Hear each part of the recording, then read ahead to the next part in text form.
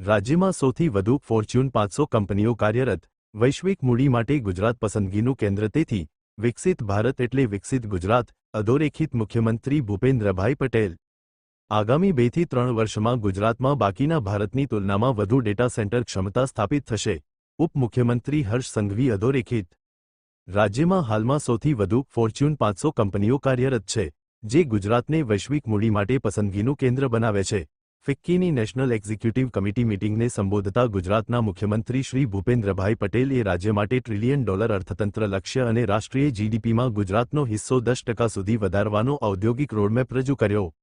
મુખ્યમંત્રી શ્રી ભૂપેન્દ્રભાઈ પટેલે પ્રધાનમંત્રીની માર્ગદર્શન હેઠળ ઉદ્ઘાટિત 2 સેમિકન્ડક્ટર ફેબ્રિકેશન પ્લાન્ટ્સનો ઉલ્લેખ કરીને જણાવ્યું કે ગુજરાત વૈશ્વિક સેમિકન્ડક્ટર સપ્લાય ચેઇનમાં મહત્વપૂર્ણ બની રહ્યો છે. ગિફ્ટ સિટીમાં હવે AI centre of excellence, data centres અને ફિનટેક ઇન્ફ્રાસ્ટ્રક્ચર સ્થાપિત છે. Report by Ashwin Limbachiya, Ahmedabad. Women એમ્પાવરમેન્ટનું આગવું દ્રષ્ટાંત છે. શ્રી મોદી સાહેબે વુમન ડેવલપમેન્ટ નહીં પણ વુમન લેડ ડેવલપમેન્ટનો કોન્સેપ્ટ આપ્યો છે. દેશમાં સ્ટાર્ટઅપ અને મુદ્રા યોજનામાં પણ મહિલાઓ અગ્રેસર રહી છે. મહિલા સ્ટાર્ટઅપને પ્રોત્સાહન મળે તે માટે ગુજરાતે હમણાં જ હર સ્ટાર્ટઅપ પ્લેટફોર્મની શરૂઆત કરી છે.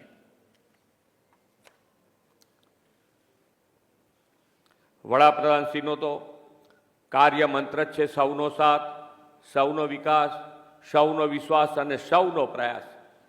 आज कार्य मंत्र पर आगे में जिसको भी कॉन्सर्ट्स करना हो 15,000 से लेके 1.25 लाख तक सभी कॉन्सर्ट्स के लिए हमारे पास रेडी व्यवस्था होगी और उसी के साथ साथ हम वहाँ पे कुछ प्लॉट्स होटल्स के लिए दे रहे हैं जहाँ पे होटल्स बनेगी.